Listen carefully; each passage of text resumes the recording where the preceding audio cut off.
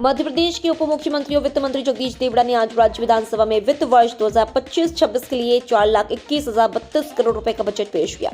मुख्यमंत्री डॉक्टर मोहन यादव सरकार के इस दूसरे बजट में कोई नया टैक्स नहीं लगाया गया। बजट में लाडली बहना योजना की राशि को भी नहीं बढ़ाया गया है। वित्त मंत्री ने राज्य के युवाओं के लिए बड़ा ऐलान करते हुए कहा कि प्रदेश में 39 नए औद्योगिक क्षेत्र विकसित किए जा रहे हैं। इनमें 3 लाख से अधिक रोजगार मिलेंगे। उन्होंने राज्य में 11 नए आयुर्वेदिक कॉलेज और 22 नए ITI खोले जाने की घोषणा करते हुए कहा कि इस बजट में उज्जैन सिंहस के लिए 2,000 करोड़ रुपए का प्रावधान किया गया है। वित्त मंत्री ने बजट भाषण में कहा कि अगले 5 साल में उद्योगों को 30,000 करोड़ के इंसेंटिव दिए जाएंगे। इसके अलावा गरीबी रेखा के नीचे के परिवारों के लिए योजनाओं का पैकेज दिया जाएगा। राज्य स्तरीय बीमा समिति का गठन करेंगे। आंगनबाड़ी सेवाओं के लिए 3,729 करोड़ रुपए और कृषि और संबद्ध क्षेत्र के लिए 58,257 करोड़ रुपए का प्रावधान किया गया। बजट में मुख्यमंत्री श्रमिक सेवा प्रसूति सहायता छात्राओं को साइकिल वितरण, मुख्यमंत्री स्कूटी योजना सहित नारी शक्ति संबंधी विभिन्न योजनाओं के लिए 26,797 करोड़ रुपए का प्रावधान किया गया।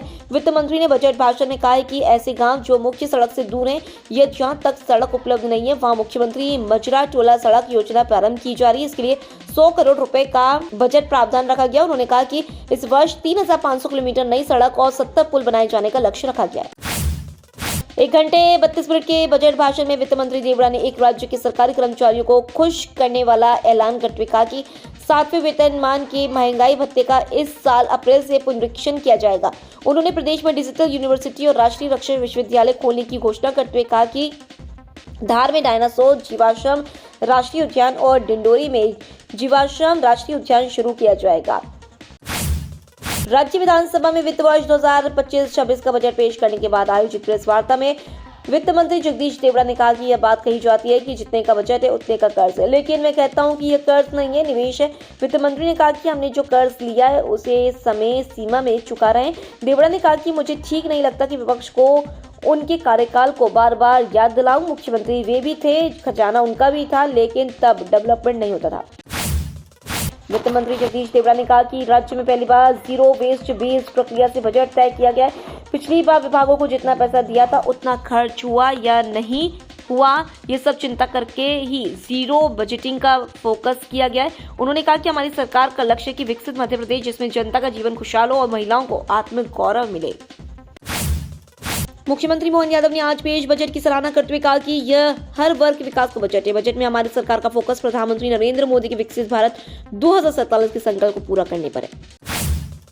केंद्रीय कृषि मंत्री शिवराज सिंह चौहान भी आज राज्य विधानसभा पहुंचे। विधानसभा अध्यक्ष नरेंद्र सिंह तोमर ने अध्यक्षीय दीर्घा में उनकी उपस्थिति का जिक्र करते हुए उनका स्वागत किया।